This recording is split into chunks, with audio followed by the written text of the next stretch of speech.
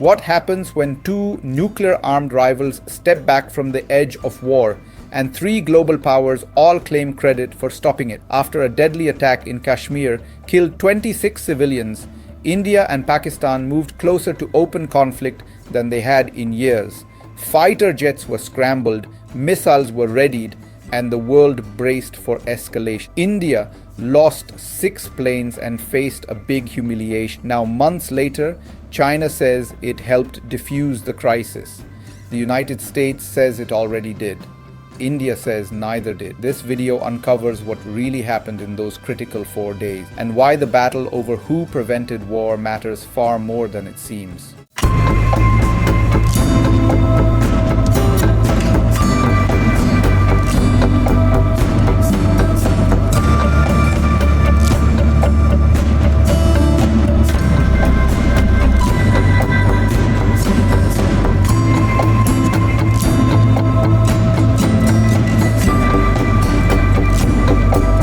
If this situation had spiraled, South Asia could have faced its most dangerous moment since 1999. A miscalculation between India and Pakistan doesn't stay local.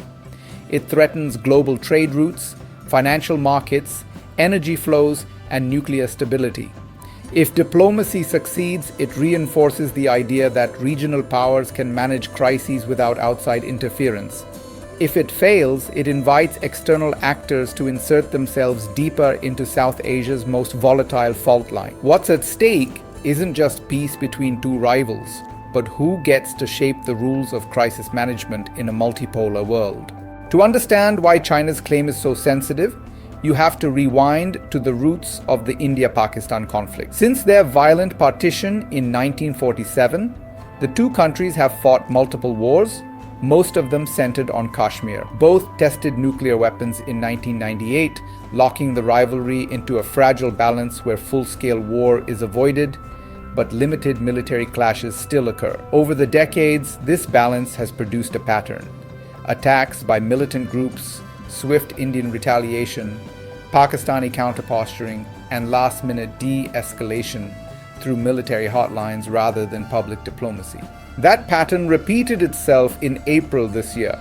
An attack in the Pahalgam Valley of Jammu and Kashmir killed 26 people, triggering outrage across India. Within days, New Delhi launched a military operation against Pakistan without any evidence supporting its claim, striking what it described as alleged terrorist infrastructure inside Pakistan and Pakistani-administered Kashmir. The Indian strikes on cities of Pakistan ended up causing civilian casualties, while India claimed they hit terrorist launchpad. Pakistan responded by shooting down Indian planes and bombing Indian posts on the border. For 4 days, the region hovered in a dangerous gray zone as India kept on firing drones on Pakistan, while Pakistan remained in defensive mode.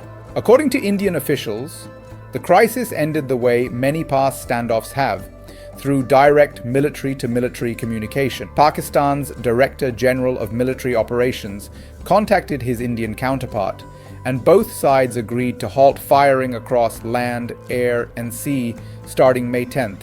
No ceasefire ceremony, no international press conference, just a quiet agreement between generals who understood the cost of escalation. While Pakistan initially credited the USA for the ceasefire, which Trump has claimed several times. That's why China's recent statement has raised eyebrows. Beijing now says it mediated tensions between India and Pakistan, placing the standoff alongside conflicts where China openly played a diplomatic role, from Myanmar to the Iranian nuclear file. This matters because India has consistently rejected third-party mediation on Kashmir or its disputes with Pakistan. For New Delhi, accepting mediation would weaken its long-held position that these issues are strictly bilateral. China is Pakistan's closest strategic partner and its largest arms supplier. It also shares a disputed border with India and has fought its own military clashes with New Delhi in recent years. By claiming a role in diffusing the crisis, Beijing positions itself as a responsible global power while reinforcing its influence in South Asia.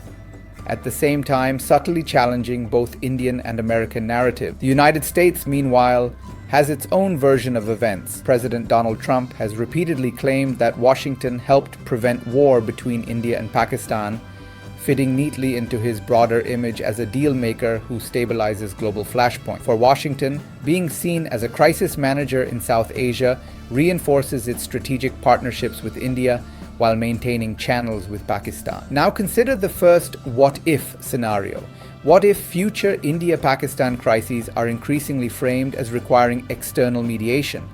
That would open the door for great power competition to play out directly in South Asia, turning bilateral flashpoints into arenas for US-China rivalry. Crisis management could become slower, more politicized, and more dangerous.